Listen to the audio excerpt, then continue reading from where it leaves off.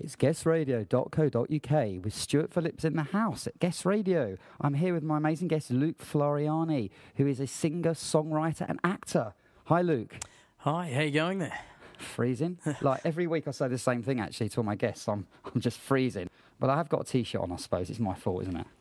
It is, I would have to say, it is very, very cold outside. You might even say bloody freezing, if you're allowed to say that on the radio, I think. No, you can't swear, mate. Right, okay, I'll take that back. It's just very cold. These Australians, eh? So you are from Australia. So were you really brought up in the desert in Central Australia? Must have been a huge contrast to UK life. It was. I think my first concert we did over here in London was about the same size as the town that I grew up in. We were about 25,000 people in Alice Springs. That's not many. Well, is it 25,000? No, it's not many. It was about the same as the apartment block outside, I think. So, but and we do have traffic lights in Alice Springs now, I've been told. So how long have you been living in the UK? I've been based out of Australia for about the last 10 years. So between Australia, the UK, and certainly New York as well. So I have been writing music and really sort of on tour pretty much constantly now. What inspires you to write music and sing? How did all that start? I think always I came from a place of storytelling and I guess always just... place of storytelling, communicating a story and then writing the songs from there. So I really like the idea of actually just getting an emotion out there and getting a feel out there. And I love it when people come up and say, "Oh God, is this song about that? Is that?" And I think, no, it wasn't that deep actually. No. It was just a simple observation of life. Yeah. Did you? I mean, how long have you been in this career for? I've been a professional musician, so I guess a paid musician now for about the last 15 years. So yeah, pretty much I remember coming to my parents and saying, look, I don't think I want to finish university. I want to go and make it as a musician. So I said, look, I want to go and try my luck over in Europe and they... It was actually, Dad was great. Dad let me, he said, why don't you go and have a shot and get it out of your system and then come back and you still got time to qualify. So. He thought you'd just have a go then and stop, wouldn't he, give up? That's right. That was kind of so wrong, wasn't it? It's about the same thing. I think until we started sort of making a little bit of a success of it, every Christmas was the same conversation. So how much longer is this going to take? Yeah, you know? How much longer? It's true. Well, like 15, how long ago was that? Say 15 years ago? Yeah, 12 years ago is when I... came out as a musician. So what made you, think that you wanted to become a musician? Is it just something that you thought I'd try? Is it something because your friends were or from the media? What inspired you to do that? I think probably the thing that inspired me most was there is nothing like live music and there is nothing like the feel of telling a story and people really understanding what you're saying and what I find I've been very fortunate to work with some incredible songwriters and I guess probably the essence is we all have the same emotions, so we all talk about love and hate and unrequited love and sorrow, but it's all about the way you tell that story. Because it's the same emotions we've always had. So I absolutely love it when you actually can connect with an audience and you can get an audience to cry and then you can get an audience to yell in anger and you can get an audience to really feel a whole lot of emotions. That's what I love. So it's the stories. It's always the stories. Well, you're deep, aren't you? Oh, what can I say? It's good. It's good to be deep. I think it suits you down to the ground being a singer through your personality and the way you are. That's a good thing, I think that's a good thing. Is that what you're saying? No, it is. I think it's your passion is what I'm trying to say. Oh, okay. It looks like it's your passion. It is. You're born to do it, I think, Luke. I love it when you can, and like I don't sort of feel like it's a job, really. I sort of keep waiting for someone to say, all right, it's time to grow up now, go and get a real job, because this is sort of what we do. I get to hang out in studios all day long and write music for other artists and then record my own stuff, and it does feel a little bit like a fairy tale, really. Well, keep it quiet. Keep it quiet. It is a real job, Luke. I thought I'd just tell you that. It's definitely real. Tell me your best performance moments. Okay, I guess. God, this is a hard one. I think every time you've got to push your comfort zone is always a bit of a triumph, particularly when you win. But I think probably, I know last year doing the... I put you on the spot here a bit. Sorry. I think, first of all, when I first came over here, so singing in front of 25,000 people, it was actually quite funny. It's a big crowd, mate. I remember the lady booking me for the event, and she said, "Yes, Luke, we're going to do that. Please come down for a sound check."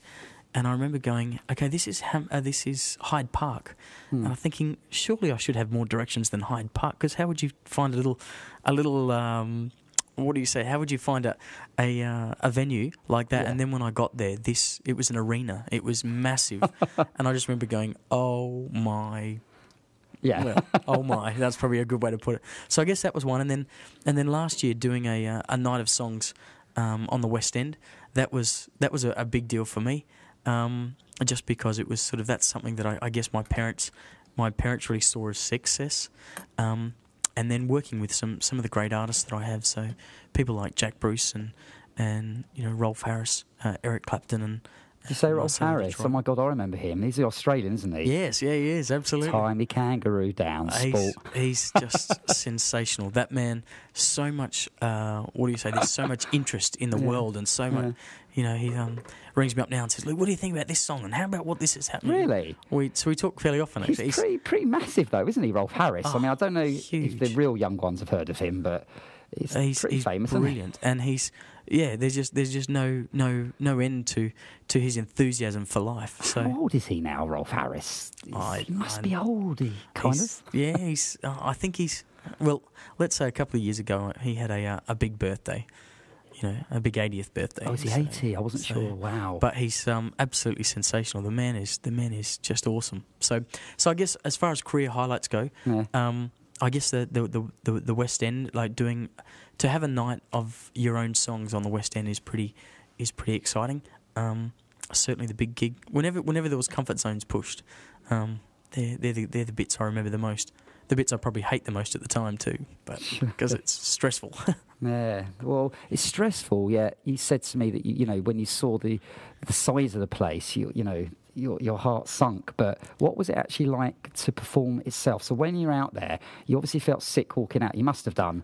And then when you were singing, is it over in a few seconds, that feeling, and then you're feeling really good again? How's it work with you? Yeah, okay. I think, if I'm going to be really honest, normally when you have a stage that big, there's always a point where you go, you get down there, you do the sound check, and the nerves go from being pleasant butterflies to being sort of almost cramps. They're awful. And then you sort of think, how could I get out of this? If I was to fall over and break my leg, maybe they wouldn't make me do it. And then about a minute beforehand, you realise there is no way out of it, and that's when the adrenaline just goes up through your brains. And then the moment you get on stage, you're fine. And then you get off stage and you think, oh, that wasn't that hard at all. It was actually pretty good. I remember speaking with Celine Dion before she did Las Vegas, and she said she hadn't slept for a week.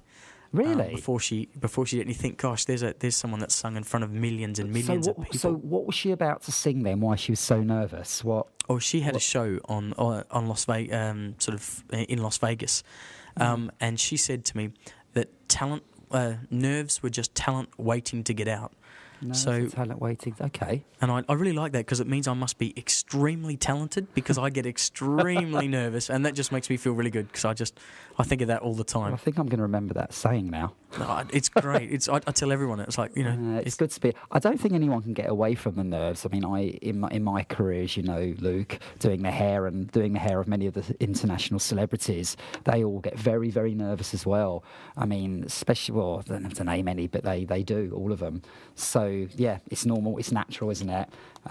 I, to be honest with you though, I don't get quite as nervous as I used to. I just get this little rush of adrenaline before, maybe 5 seconds of a little bit of nerves, then I'm fine again. But that's because I'm maybe a born showman. I love getting out on stage so much, and I get so excited. And if I don't sleep the night before, it's not because of nerves, it's more for excitement for me. Does that sound a bit strange? Do you know what I mean? I wish I had that problem. I get nervous. I just get absolutely petrified. Like, it's not that I don't want to do it, and it's not that I don't think I can. Yeah. It's just that I I guess I want to make sure it's brilliant, and I want to make sure that everyone has a great time. You're a perfectionist artist. That's great. But you've got a very calm look about you. And I saw you perform 3 weeks ago at a charity event, actually. Well, you saw me there, so yeah. And you look very cool, calm, collective. You didn't seem nervous, but then I think you obviously hold it in very, very well. You have this very calm way about you. But I think that's the Australian culture a bit, isn't it? The Australians seem very laid back, very calm about things. Is that about right? I think we generally tend to just be a little bit more sunny, a little bit more, I like a little bit more laid back. Yeah, and I find this country, we sit here and we talk about the weather, and we talk about how doom and gloom it is, and then you get around a group of Australians, and it's like you're in a different country altogether, because it's just really exciting. People love it when you come over here and you can travel so readily. I know that we went to lunch in Paris the other day, which was I had a business meeting in Paris overnight. We went there in the morning, had the meeting, and came back.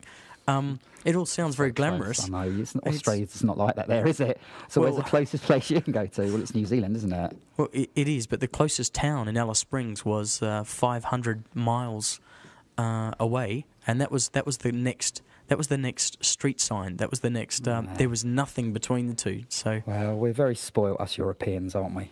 Absolutely. But I love this country. I think it's magic. Well, this is your country now, isn't it? You live here. You it go is. back home for holidays, I suppose, don't you? But this is your country. Yep, yeah, it is, and I absolutely love it. Tell us a little bit about the charity work that you do. I guess I have been very, very fortunate. I sort of think that with music, we get given such a platform to be able to voice and to be able to bring people together. So with the charity stuff that I do now, it's very much about enabling people. Music is a real enabler and a real communicator right across the board. So I've worked with the Prince's Rainforest Project, and I wrote the theme tune. Touch base on that. What is that charity? It's part of the Prince's Trust, and it was to do with the environmental campaign that they ran. And it was really about going into schools and about talking to young people about the environment. So I wrote the theme tune for that, and we went around and we sang that in there with the idea of saying, hey, how do we make the difference? How does every individual person make the difference? So, and that was magic. I mean, singing with a group of young people that are passionate about the environment. They would often out-sing me. You'd have 1,000 kids there, and they're screaming at you like their lives depended on it. It was absolutely fantastic. It was one of the best experiences I've had.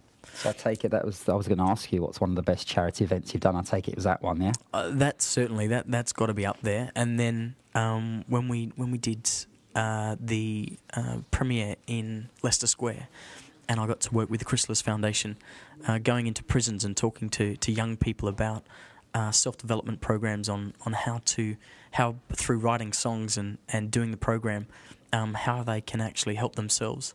So, and we've actually now just launched that in Australia. So we've launched the Chrysalis Foundation in Australia, which I'm very heavily involved in. I sort of think music has really enabled me to actually have a difference. And we've reduced youth suicide quite substantially in Central Australia with the foundation. So I'm very excited about it. I could talk about that all night long.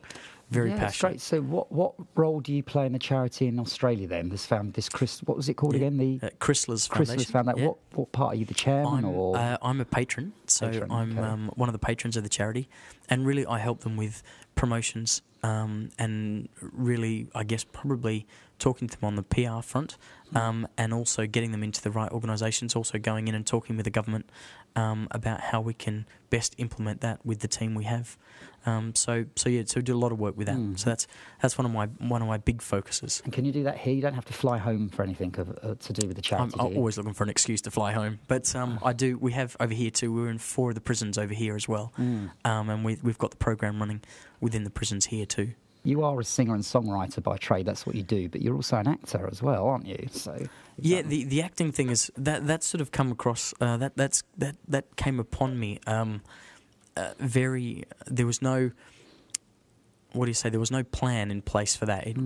I had a gentleman come up to me after one of the gigs, came backstage and managed to get through security, and he said, "Look, I'm a a Hollywood film producer. Could we have a chat? He said, I really like one of the songs that you did. I'd love to look at that song. So again, I said, sure you are, whatever. Being a little bit cynical and being in the industry a while. And he was who he said he was. And he took the song and used it in one of his films.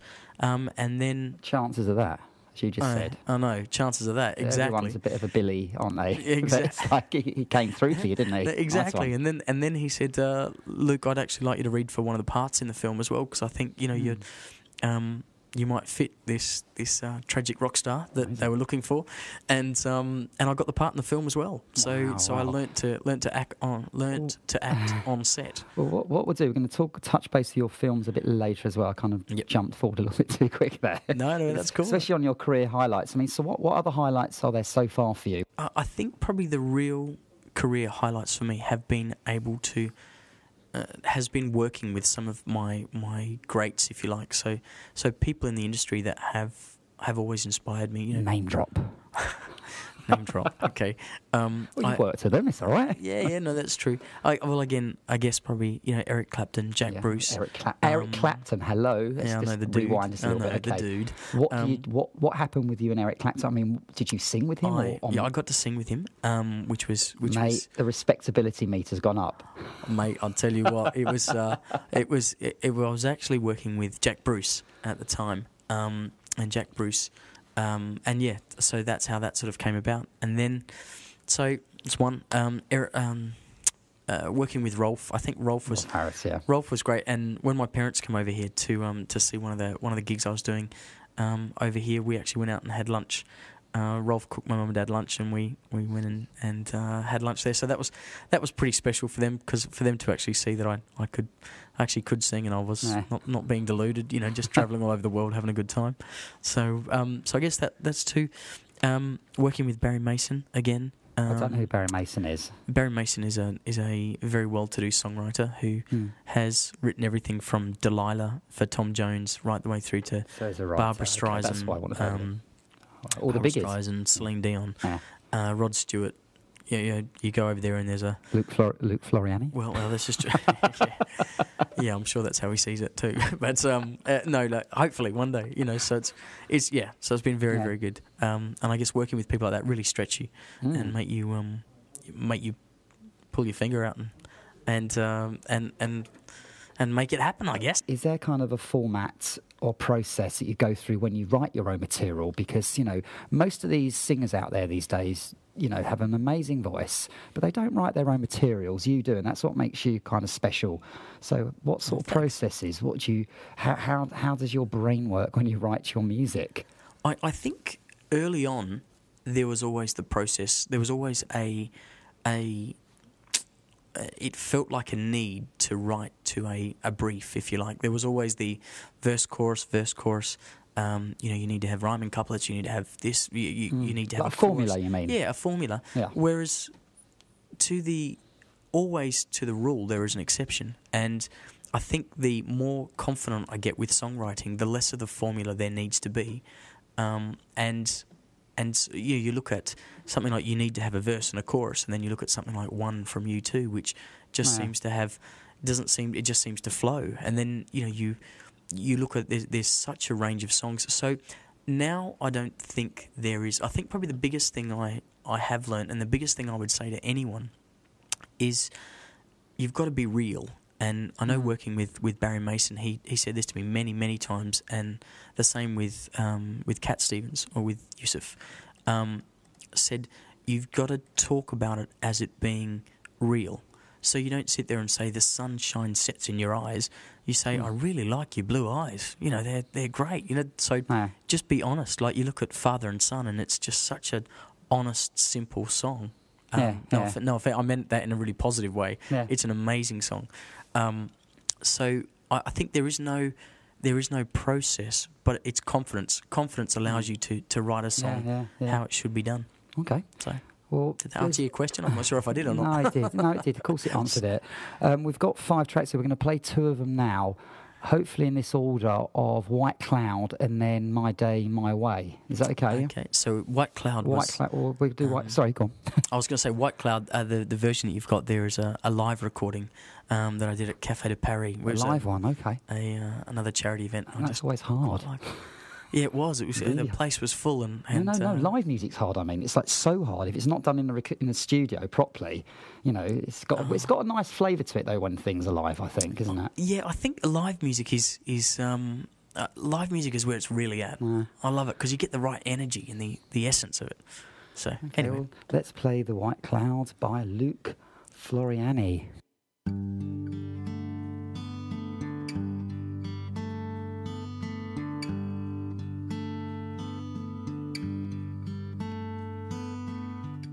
When did the seasons change? My weathered heart tells my pain. I fill my face with laughter lines, but every day there are fewer signs. I watch the world go by outside. Is this what's left of the rest of my life? How am I meant to go without you?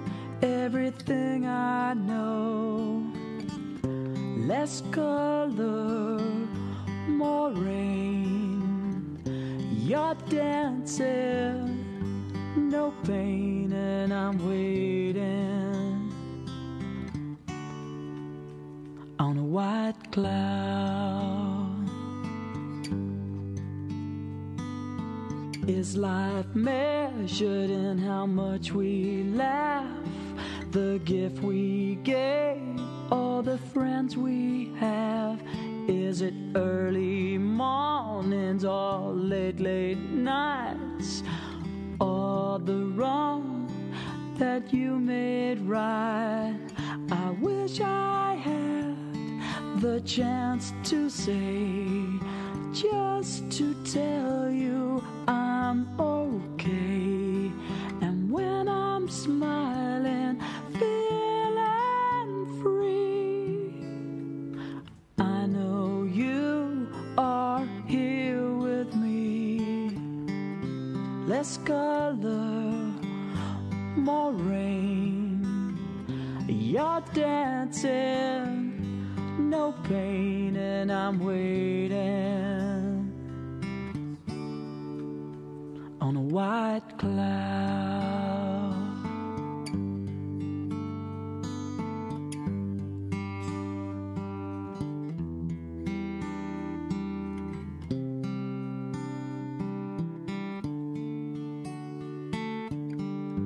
I'm waiting, I'm waiting, I'm waiting, I'm waiting.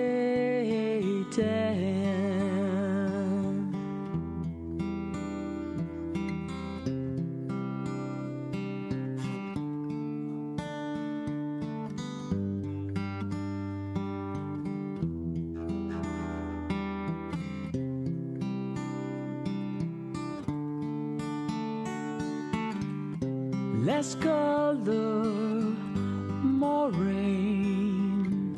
You're dancing, no pain. Less color, more rain. You're dancing, no pain, and I'm waiting on a white cloud.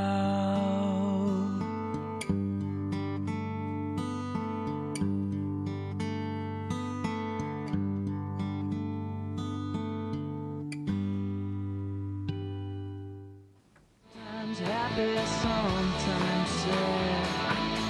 So come what may, it's still my way, my day, my way. My way, my way, my way. My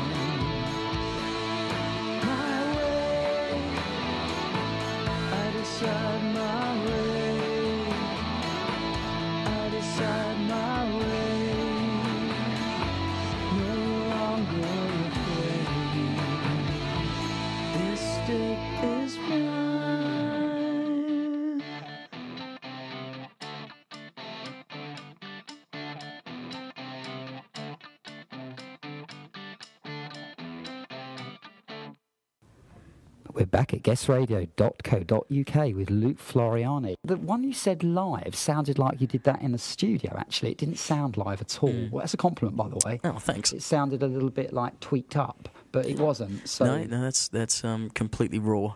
very good, mate. It was lovely. I mean, also recording down.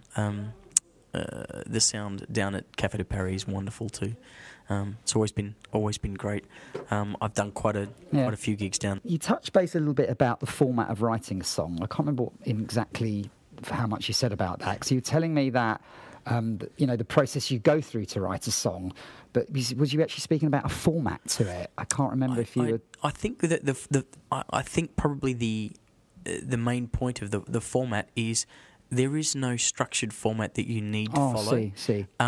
But always for me, and I didn't mention this, so thanks for bringing it back up. For me, a song has always got to be about strong emotion. So I normally find that if I can write a song very quickly and very easily, if there's strong emotion. Like one of the songs we're going to listen to in a bit is a song called Shackled. And Shackled was a very high emotion situation that I found myself in. And not about me, it's about somebody else. Yeah. But being in that situation, the song just happened very, very quickly, and it happened over the space of, I think I wrote the whole song in probably about 20 minutes, 30 minutes. That seems quite fast, even. Yeah, to me, it was. not It being a just came. writer. It just came out straight away, and Wow. I sort of tried to work on how to make it. Whether I needed to make it a bit more fancy or a bit more poetic or a bit deeper, and it just works the way it is. A few people now have decided that it would be fun to do some videos, so I keep getting these emails through of people doing videos to my songs. So we've got a little bit of a I don't think you call it an epidemic. What is it? It's when there seems to be a plague of these videos that seem to be hitting YouTube and Facebook, and with other people doing interpreting my videos. You mean viral, when something goes viral? Well, they take my song, Yeah. and they would have bought it from iTunes, not ripped it off somewhere, and have put their own video behind it. So so it's been quite fun. It's a little bit scary. Some of them are a little more risque than others, but it's good. It's really good. Do you have your own channel? Is it your particular channel? Yeah, I have. We have there's the Luke Floreani channel, and then there's the Luke Floreani fan page and the website, and yada yada yada, and it goes on and on and on. I think Okay. so. Well, you do a lot on the internet, basically, don't you? Yeah, I do.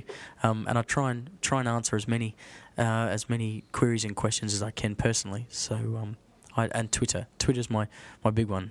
So please, tweet me up, and I'll certainly do my own tweets. Okay. Well, at the end of the interview, you'll just give your address, your Twitter address, which would be good. What advice would you give to young aspiring to be singers and writers?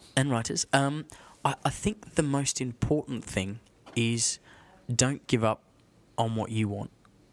There's plenty of people out there that say it can't work, and there's plenty of people out there that'll tell you you're doing it wrong, and everybody's got advice. And I think sometimes you've just got to say to the hell with them and just do it anyway, and do your own sound. And I remember I got to work with a wonderful jazz pianist, a guy called Julian Joseph, and he said to me, Luke, if Pavarotti has a fan base and if Bjork has a fan base, there's got to be a fan base for you out there. And I think that's really important to remember. You think, well, hold on, but I don't sound like who's current, and I don't sound like whoever who's currently making it in the charts. I think what you need to do is you need to find your own sound. Sound like you. Yeah, you got to sound like you. And you know what? I can't sound like you, Stuart. I can't sound like anybody else. I can only sound like me. And so I think the big thing would be do your own music. Makes sense. Be yourself, and really hone your craft. So get good at what you do. Because some people have talent, though, don't they, for copying other singers rather than being themselves. It's like a safety net, isn't it, for them? It's always harder. So the way I put it down with it to most people, particularly people that are starting out, is, if someone says to you, I don't like the way that piano sounds, or I don't like that stereo system, they could even say to you, I don't like the music that comes out of that piano. When someone says, I don't like your voice, That's pretty. It's full on, isn't it? There's not much more you can say to that. But generally, most people don't. if you're being true and you're being honest with your voice, I think that everyone can sing, and I think everyone can actually make a good sound. I've heard that. With the correct training, everyone's got some sort of decent voice. Yeah, with confidence. Yeah, I was going to say with confidence. I love singing. I do. You're going to give us a number now? No, I'm absolutely not. Come Can I sing? on. Probably not. But sometimes I hit good notes and I surprise myself. But I think it sounded good, but it might not sound good from someone else's perspective. Well, We'll have moments where we think we sound good. yeah. Look, there's always going to be a couple of notes here and there. But as in a couple of notes. Yeah, I think everyone can do it, and I think it's just about confidence. I still would love you to can't sing a song, just something. No, I seriously couldn't. I have to so prepare myself that singing, I think, has got to be, apart from stand-up comedy, singing has got to be the second or as hard, because you're just, your voice could be slightly off. I know, obviously, if you're very good and very talented and all that stuff, but if you're not well, got a bit of a cold, or I don't know, it just for me, you have to be super confident to sing. To cut hair, you don't have to be super confident. You can be good at what you do when you cut hair and know your stuff. But with singing, you can know your stuff, but you've got to be confident. I wouldn't know where to start with a haircut. Well, you know what I mean? Like, it's because you haven't been trained. But if I was trained as a singer, I think that I would feel more nervous as a singer, even if I was a good singer, than I am a hairdresser, if that makes sense. I get what you're saying. I mean, first of all, stand-up comedy, there is no way on this earth would you ever catch me doing that. Pick two things that I found that's difficult. Just awful. Like, no, could you imagine? No way. You imagine stand up there, you tell a joke and just nobody laughs. No, well, it's the same when you sing, though. If the voice doesn't quite hit the notes, I don't know. Yeah, you just turn the band up. You just get the band to play a bit louder. That's what it is. No, I understand what you're saying. I guess by doing more of it, like I think we racked up now. We're sitting on about 5 or 6 million people I've sung live to now. So, and most of them liked it. So I sort of know that there's got to be something in there. Let's put more of your music on now. Yeah? Okay. What are you going to put on? Time's running out, and I don't want it to get to 7 o'clock and think I haven't played your music. Okay, so Shackled is the theme tune to the new movie that's coming up, which I'll tell you about. Okay. Well, that will follow Nothing to Lose.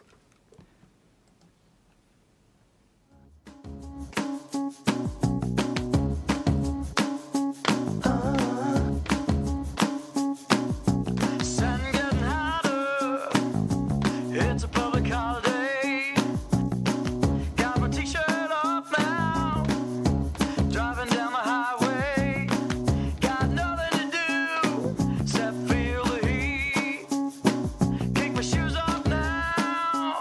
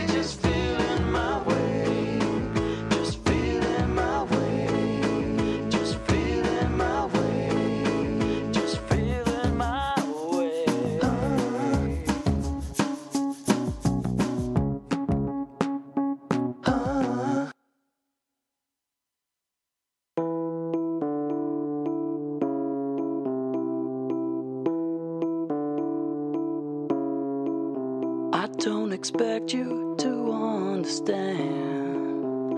I can't be that kind of man. I don't wanna be wild, I don't wanna be free. I just need some time to be me. Oh, it's not I wanna give up what I have. Do I have to give up what I had? I've been shackled, it's nature's life circle. I've been tied by the love of a woman. I'm a prisoner to the outside of me. I'm dying for what I should be.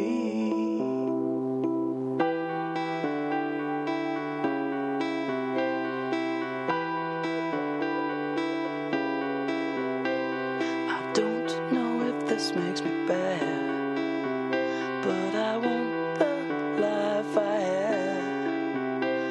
I love what I have, the rewards are real, but I still really miss the times I used to. It's not that I dislike what I got.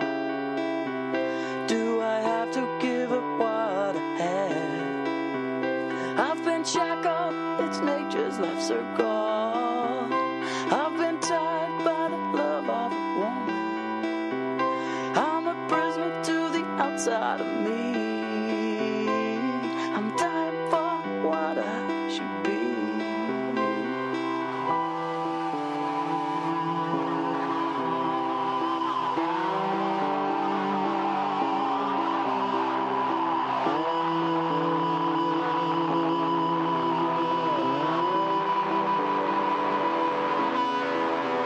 I've been shackled, it's nature's life circle. I've been tied by the love of a woman. I'm a prisoner to the outside of me. I'm dying for what I should be.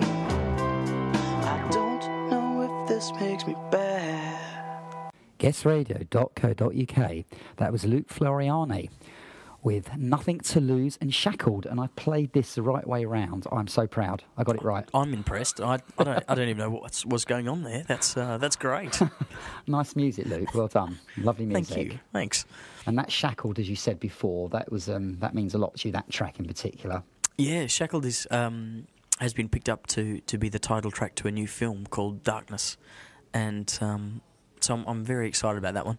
That's one of the newer ones. Yeah, sure, cool. I'm quite excited to ask you the next question because it's a very cool question. Now, you presented the award Up and Coming Songwriter of the Year at the Brit Awards last year. Yeah. Wow, yeah. Luke, that is pretty damn cool, mate. I was pretty excited. I was very, very excited to be asked to present that award. And you sort of never feel quite sort of worthy enough, do you? Think, oh, hold on, Brits are huge, aren't they? Yeah, it's pretty exciting. It's pretty exciting. Did you talk? Did you make a speech? Oh, I got to talk. Yeah. Which was good. And I sort of just I wanted to get across the point of you're only sort of as good as your last song, and you can be riding high on ego and saying, oh gosh, well this song's done really well and this song's done well, and I told them the story very briefly because I sort of felt a little underqualified to be standing up there, but it's just how it was. So I told them a story about how we'd had some great success with a track out, and it was doing quite well. And then my 5-year-old niece rang me and said, or emailed me actually and said, Uncle Luke, I'd like a hand at writing a song. And so I sent her over some ideas, and I sort of put a little bit of effort into it. And she came back to me and she said, no, that's rubbish, I'll do it myself, thanks. And I just remember thinking, wow. She said, that's rubbish, I'll do it myself. Yeah, pretty much. She basically sacked me from helping her out. Can you just remind me the age again? She's 5. Okay. Well, maybe she was 7. I'm still hurting about that. So it's one of those things. You actually, music is so subjective. You've really got to you've just got to keep a bit of strength about it. The new album, tell me about that. Have you finished it, or are you in the midst of making it? No, I'm really excited about the new album actually, and that's sort of, I guess, part of the reason for starting to do some of the promotion and the likes. The new album, I've got a lot of great musicians, people that I'm really in awe not in awe of. I guess people that I'm really honoured to be playing on my album and who have agreed to play on it, and co-written a couple of tracks with probably some of my heroes within music. So again, I've got tracks with Barry Mason, Marcella Detroit. I've got a duet with Marcella Detroit. I've got John Hogg from Moke. There's a whole swag of people on the album, and Kit Wolven is actually going to produce the album. It's a very pared down album, very acoustic, and Kit's worked with sort of Tony Visconti and worked on some of Thin Lizzy's stuff, worked with Genesis, worked with a whole range of people, and it's a real honour that those guys have agreed to do the album. So I'm very excited. It's going to be very, very pared down, very real music, very vocal led. I'm very much involved in the production of it, and so I get to have my say on it. And then the label have just given us complete free rein to well, at the moment they've given us complete free rein, and they're wanting us to bring the album to them. So I'm really excited about working with what I reckon is the A team. So, how many tracks on the album? At the moment, there's 16. We'll knock it down to probably 14, I think. And how long's it taken you to get to 14 tracks? It's hard because this album was we sort of we shelved it midway through last year because we were just too busy writing other tracks. We had lots of projects on, so it's probably in essence it's taken a year. But a lot of these songs I've had sort of floating around for the last couple of years. Yeah. So I'm pretty excited that we're actually going to have a final product and we'll have it out and available in the shops and so yes, I'm exciting, mate. Really excited about that. So how many albums have you got, or is this your first? This is my second album coming out, and yeah, so it should be good. And this one is going to very much follow a very singer-songwriter. Yeah. Acoustic vibe, whereas we've sort of done a bit in the dance, done a little bit in the funk, done a little bit in the classical, and now this is just me. Okay. Yeah, laid back Luke. You know. Luke, you've got so much to talk about. I mean, you've got a new book coming out as well. Yeah, that was a bit of a freak situation. I know I'll keep it brief. What happened was I had a list. I had a whole. Don't you mean fluke, not freak? I mean, is it freak fluke? So. I had a whole box of lyrics that I've just been working on, bits and pieces over the last few years, and my manager had come in and was sitting in my house and just sort of said, "What are these?" And she said that this actually should be a book, Luke. So she said, "Can I borrow these?" And took it away and came back and said, "We have a publishing deal, a book of poetry." Mate, that's fluky, not freaky. I just thought the right terminology. Okay, sorry. Okay. So that's amazing though. Yeah. So that's out, and I believe that's just in the final stages of being made into a book. That's like luck's been on your side a bit as well, isn't it? I mean, talent's one thing. Luck does come into it, doesn't it? But then you make your luck because you know the right people that are around you at the right sort of times, and things can happen, can't it? But I think if you work hard, and I mean, we work. I work. No, don't get me wrong. You're a very hard worker, but you one does make their own luck, don't they? And it's good because a book is a huge thing, mate, isn't it? I mean, it just is a huge thing to do. I'd thinking of writing one ages ago. But I was a little put off, to be honest with you, because W.H. Smith's at the time, the bookstore in this country, were giving books off 50% of like really famous people. And I'm thinking, oh my God, if they're doing 50% reductions off them, there's no chance that someone like me cut. Do you know what I mean? Except it goes back like the songwriting scenario before. You've just got to go and do it anyway. And who gives a rip what anyone else thinks? And just get out there and, because who knows whose book's going to be the best. I mean, who would have believed that, well, if you ask, what was the lady's name that did the 50 Shades? I know that we're not supposed to talk about anything saucy, but, like last year she was a struggling writer, and this year she's the biggest seller, one of the biggest sellers. So, maybe next year is... Stuart Phillips. Yeah. Come on. No, I didn't mean to sort of say to you not to do the book, but I was saying publishers. I found it hard for the publishers. I would have thought to actually buy them, knowing that there's so much struggle in the shops to sell books. Well, some books, obviously. Yeah, I think you just got to get your product out there anyway. Yeah. And like if Bjork can sell, and Pavarotti can sell, and you can sell a children's book, and you can sell an erotic fiction book, and you can sell it. There's got to be a market there. Mm. And your story must be pretty bloody good with some of the people you've worked with. I think I won't be able to actually mention most of the people's names. That might be a bit harder, isn't it? Well, it's kind of Hollywood, isn't it, in my stories and the film sets and the celebrities, and it's, wild. But I just couldn't mention names. I really couldn't. This is all hardcore stuff, really. Could you not just have it at the back? Just say, like, this person, I don't know, how do you make it up? Maybe you could do maybe you can make it a fiction book, and then you can just actually tell this story, and then say it might be based on a true story. Maybe, for instance, such and such might be such and such. Well, the book thing I once had in my mind, but now I'm sort of more on TV at the moment, really, with my show. So hopefully, once that happens, and then book could follow. Who knows? Yeah, I reckon. Bring it on. Well, Luke, we have a few minutes left. Oh, already? Wow. Mr. Producer Big Man's given me the eye, so yeah, it's kind of 3 minutes. 3 minutes to 7 o'clock. Gosh, you can talk a lot. I tell you what. Well, I've actually been sitting here listening to you talk more, to be honest. But that's the way it should be. You're my guest, yeah. Well, thank you very much. Well, to finish off, Luke, for the last couple of minutes, just can you please tell me your Twitter address? Sure. So it's actually just Luke Floreani. So Twitter. Yeah, can you actually spell it, please? Oh, sure. I can just about pronounce it. Okay, right. So it's twitter.com/Luke Floreani. That's LUC. F for Freddie, LOREANI. Yeah? Oh, no I at the end? Yeah, there's an I. Oh, you said I at the end. Okay, just so checking. NI at the end. Okay. So. And anything else you want to quickly say? No, I believe that we've got a tour that's starting in April, and we're right up and down the country. So please link us up or hit us up on Twitter, and come and see us right across the country. That'd be great. Well, thank you very much, Mr. Luke Floreani. Okay, thank you, and stay warm, I guess. Yeah, I'll put my coat on now, obviously. Not that crazy talk out without that. We'll tune in next Thursday at 6 to 7 p.m. GMT with me, Stuart Phillips, in the interview room on guestradio.co.uk.